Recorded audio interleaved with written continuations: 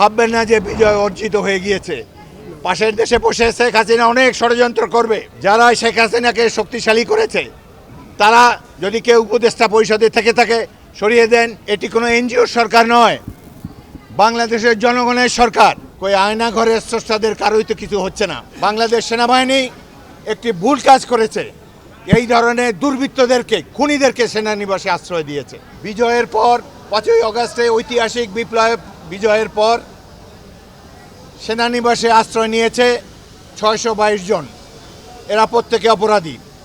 এই 622 জনের মধ্যে 5 জন আছে বিচারপতি, 487 জন পুলিশ কর্মকর্তা। এই 487 জন পুলিশ কর্তা কেন সেনানিবাসে গিয়েছে তারা জনগণকে হত্যা করে সেখানে আশ্রয় নিয়েছে। বাংলাদেশ সেনাবাহিনী একটি ভুল কাজ করেছে, এই ধরনের দুর্বৃত্তদেরকে, খুনিদেরকে সেনানিবাসে আশ্রয় দিয়েছে। বাংলাদেশ সেনাবাহিনীকে 1971 সালের মার্চ মাসে আমরা ইস্ট বেঙ্গল রেজিমেন্টের 25 জন সেনা অফিসার আমরা বাংলাদেশ সেনাবাহিনী গড়ে তুলেছি। অংশ নিয়েছে হাজার হাজার ছাত্র, যুবক, সাধারণ মানুষ। আমাদেরকে সেনাবাহিনী তাদের ফাউন্ডিং ফাদার মনে করে। আমরা এই সেনাবাহিনী আমাদের প্রাণের চেয়েও প্রিয়। এই সেনাবাহিনীর প্রতি জনগণ যখন বিরূপ হয় আমরা লজ্জায় অবনত মস্তকে তাকিয়ে দেখি। আমরা ধন্যবাদ জানাতে চাই বাংলাদেশ সেনাবাহিনীকে, যারা একটু দেরিতে হলেও শেষ পর্যায়ে এসে জনগণের সাথে একাত্মতা ঘোষণা করেছে, এই আন্দোলনের সাথে সংশ্লিষ্ট হয়েছে এবং স্বৈরাচারী শেখ হাসিনাকে দেশ থেকে বিতাড়িত করেছে। তাদেরকে অভিনন্দন জানাই।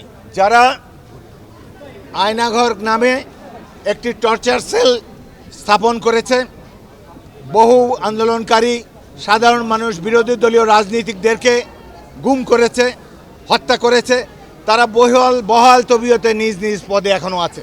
প্রত্যেকটি জেলায় পুলিশ কর্মকর্তারা আগের মতোই আছেন। তারাই আওয়ামী লীগের দুর্বৃত্তদেরকে আশ্রয় দিয়ে রেখেছেন। কই এখন পর্যন্ত যারা আয়নাঘর নির্মাণ করেছে, সরকারের উচিত ছিল, প্রতিরক্ষা মন্ত্রী, প্রধান উপদেষ্টার উচিত ছিল সাংবাদিকদেরকে সেখানে নিয়ে গিয়ে দেখানো কত ঘৃণিত এই নরপশুর দল কিভাবে নিরীহ মানুষদেরকে তারা অত্যাচার করেছে, টর্চার করেছে, হত্যা করেছে। কই আয়নাঘরের স্রষ্টাদের কারোই তো কিছু হচ্ছে না। একজনকে মাত্র গ্রেফতার করা হয়েছে। 20টি দিন অতিবাহিত হয়েছে, কিন্তু এখন পর্যন্ত মনে হয় না যে এই দেশে বিপ্লবীদের সরকার প্রতিষ্ঠিত হয়েছে। একমাত্র আসিফ নজরুল ছাড়া এই বিপ্লবে সরাসরি অংশগ্রহণ করতে কাউকে দেখিনি। এখন সরকারের উদ্দেশ্যে বলতে চাই, এটি কোনো এনজিও সরকার নয়, বাংলাদেশের জনগণের সরকার। আমরা যারা গত 16টি বছর ধরে মানুষের উপরে অত্যাচার, নির্যাতন চালিয়েছে তাদেরকে শাস্তির আওতায় আনতে হবে। সেনাবাহিনী প্রধানকে বলতে চাই,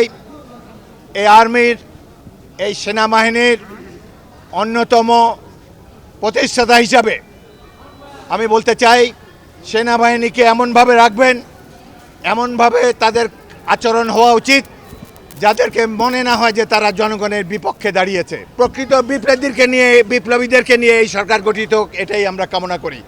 এবং অবিলম্বে যারা শেখ হাসিনাকে শক্তিশালী করেছে তারা যদি কেউ উপদেষ্টা পরিষদে থেকে থাকে সরিয়ে দেন, প্রশাসনে যারা আছে সরিয়ে দেন, বিপ্লবকে নিজের গতিতে চলতে দেন।